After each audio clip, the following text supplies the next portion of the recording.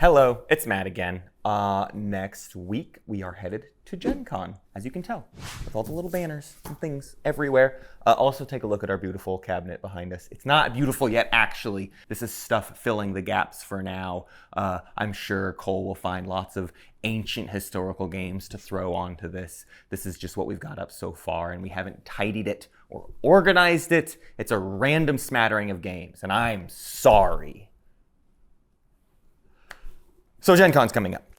As a convention, this is when we focus the most on getting people to play games as a way of convincing them to buy those games.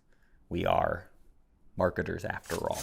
Some conventions are about meetings, some conventions are about marketing, but all of them are about playtesting.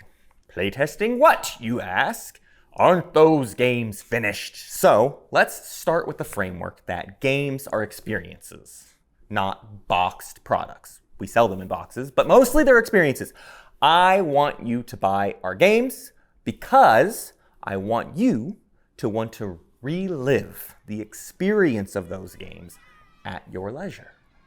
Which means when I first show you the game, I want it to make a good impression. I want it to drive you to chase the feeling of that experience. So when we finish a game, we've tidied up the rules, and Josh has even made a clean document that teaches someone how to play the game as well as how to teach the game. But a person can be taught a game in many different contexts, and the teach needs to adapt to those circumstances. At GenCon, it's about volume. There are tens of thousands of people there, and we want as many of them as possible to experience what we have to offer, which means we can't luxuriate in a prolonged teach where we've sent how-to videos to all of the players ahead of time and are going to relax for an entire evening, taking in the mechanics as well as the company of our friends and family.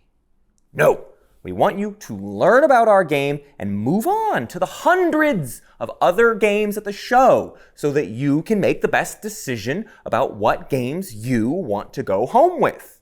So, even after a game is completed, we have to consistently and constantly adapt how we present it to new audiences. We only go to a few shows per year, and you can't just emulate the experience of teaching to a captive audience that also has a million other places they could be, which means every show we go to is a playtest for the shows to come. We'll mold how we present the game based on the response of every show we attend. This year at GenCon, we'll be showing off ARCs, something most of us in the company have been doing for years now. But a game in the third year of its life cycle is different from a game in the top 5 of the BGG hotness. And the board gaming community at GenCon is engaging with it for the first time in a very different way than it ever has.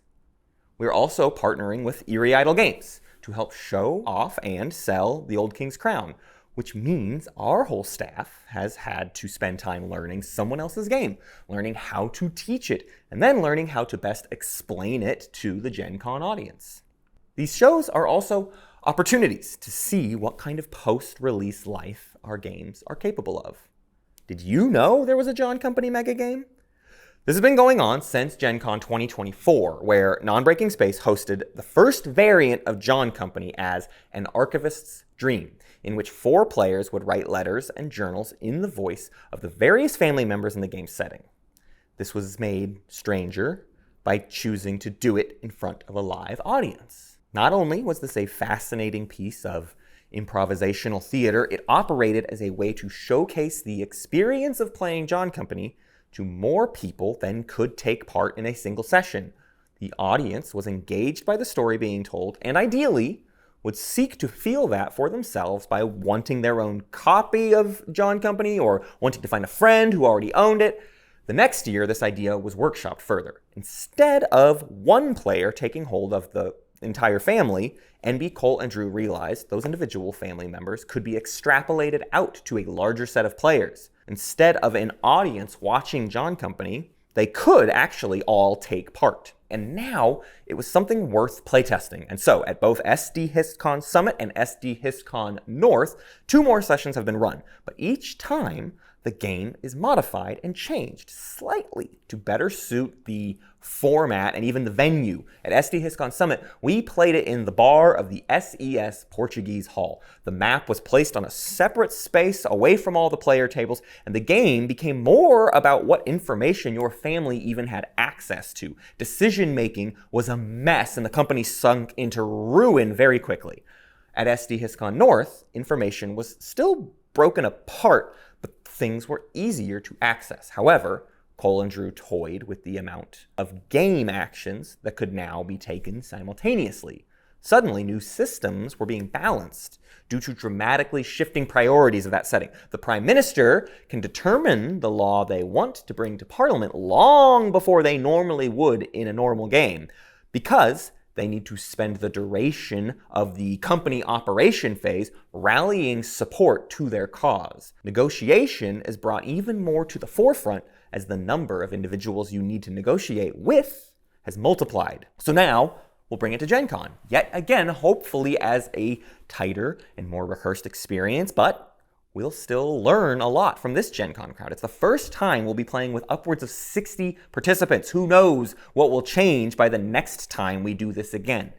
We're also handling new products this year for GenCon. Oath, New Foundations is on the horizon, but we've also never done a full game demo of Oath at conventions. We've been learning a lot about the best ways to teach Oath quickly. Do we set up a static teach? Isn't the appeal of Oath feeling the generations that came before you? So how do we adequately set up a demo session that can maintain its chronicle while still offering the best learning experience? We hope we have a good answer, but this year's shows have largely been about testing that out in preparation for GenCon. And finally, there's the literal playtesting we get done at conventions. An infamous Traffic, which we just announced on Kickstarter. You can scan that QR code literally right there if you don't already know. Also the Arc expansion and Ted's Heist game are all projects we get to show off at GenCon. But at this stage, these are less about marketing them to as many people as possible, but more about literally playtesting them with a new audience we wouldn't find elsewhere. We come away from these shows with great new insights based on the people who check out our new projects and provide us with the reactions and offer us feedback. And the beauty is all of these experiences are really the same.